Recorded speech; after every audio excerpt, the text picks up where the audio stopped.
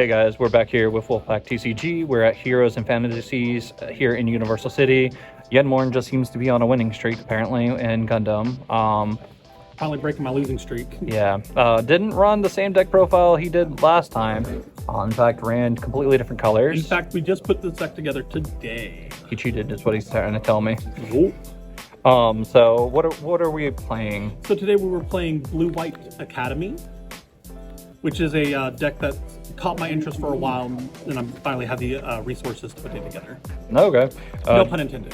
Punny. Anyways, do you feel like this deck is a little bit more your flow, or? Honestly, this is just how I play. I adapt to whatever decks I put together. It's why I've got a bunch of different decks. I've noticed that you played a lot more aggro decks in the at the beginning. Is this considered aggro? No, definitely not. Okay. My first match, I ended up getting all the way up to 10 resources. I didn't see a base. Don't throw that at me, okay? Anyways, and then the second match too, right? I think so. I wasn't paying attention. No, we might have gone to 9. I was struggling to do math on my end. It's been a day. That's fair. Alrighty, so let's go ahead and kick into this. We're gonna go ahead and get this going. So what are we starting with first? So we're gonna start with our units.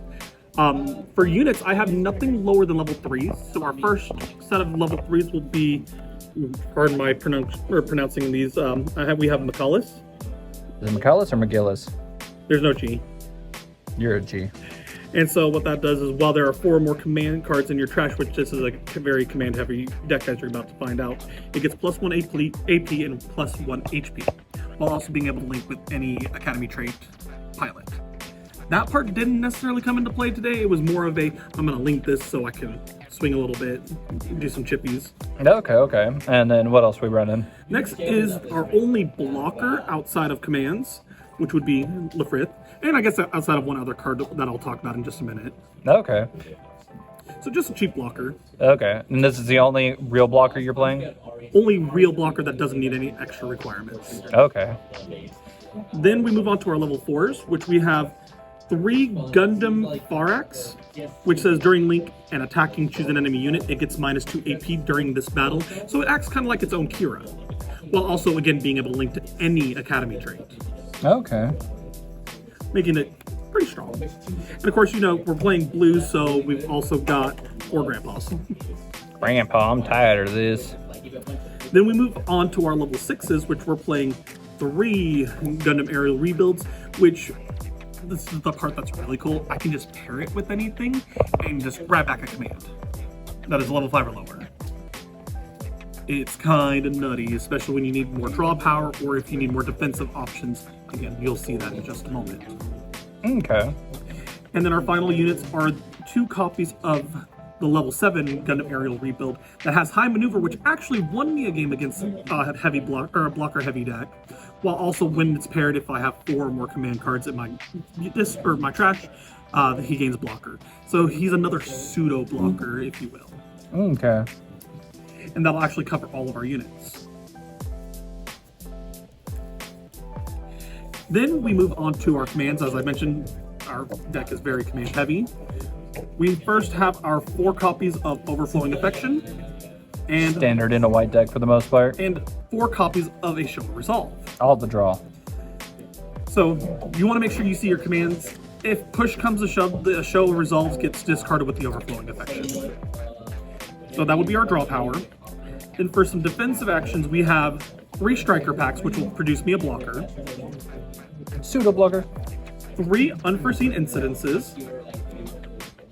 And for our last command, 1 copy of The Witch and the Bride. So with that, we have a total of 4, 8, 12, 15 commands Okay. to try to hit those command marks or to have options to bring back with aerial rebuild.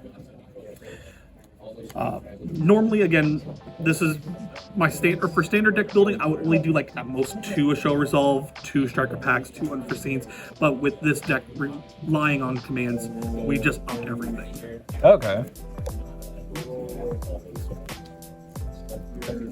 Following our commands, we have our pilots, which would be 4 Soletas, which has been phenomenal. I've been able to play even more stuff because of the fact that I get to untap a resource on attack.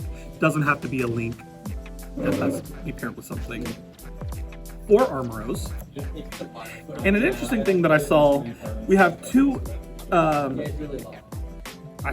think it's Ellen Saris. That guy. And he's cool with a lot of our defensive options because it says activate action. If an enemy unit with 1 or less AP is in play, this unit recovers 1 HP. So some things that I like to pair it with would be, for example, Farak, which will minus 2 AP on something. It gives me the chance to recover. Or if I really need to, I'll do it on Lefrith. And if I might block with it, use an unforeseen incident, lowering their AP down to then recover, thus giving me more use out of my blockers. Oh, okay. And then finally, we have our 5 bases, which would be 4 Corsicas and 1 Argama. Those Corsicas hit hard. You were just throwing them away to get the Leos, which is nice. Yep. Which is why we don't necessarily hate hitting it in the life or in the shield, because again, at best, we got a base out, which will then make any Leo or any other Corsicas live for our Leos, which is our big trying to go for game kind of deal. Oh, okay. In fact, that actually came into play in my final match because I just played out a Corsica, had 2 Leos on board, and suddenly I had enough attackers for the next turn to just swing for game. And then do you feel like you're going to keep the Argama, or is it just kind of going to... Because of how prominent Breach is, I think Argama is kind of good right now. I did play it out early against a 1-year war, expecting a Rick Dom, which didn't happen, so I just kind of let him take the base so I could play a Corsica with no recourse. Oh, okay. Any changes that you feel like you're going to want to make? If I had to make any change, I don't know what I would take out for it, but I would potentially like to add a 3rd copy of the level 7 just for that high maneuver. A 3rd copy? Potentially. Okay. If I had to. Just because it's a good going for game card. Okay, right on. Alrighty. Well, congrats on winning again. So, we should be live tomorrow on Twitch. Obviously, this video is not going to get uploaded before then. But we're also almost to our goal for a giveaway. We're going to be talking more about that in due time. We're at 3 out of the 4 starter decks gathered for the giveaway. So once we get to 50, we're going to be posting a video talking more about our channel, talking more about our goals, our future plans, and hopefully to get you guys tuned in more and going from there. With that being said, this is Wolfpack TCG. Any shout out, Jen? Shout out to Leo the Fallen, which is the guy behind the camera right here, because he is one of my best friends.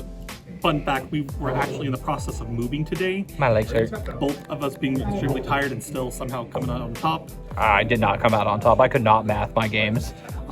Shout out, of course, to Heroes and Fantasies, both the Universal City store and the 1-off 2-on-1.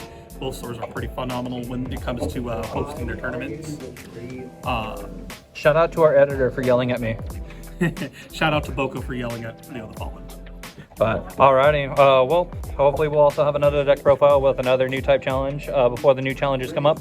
But with that being said, this is Wolfpack TCG. We are out.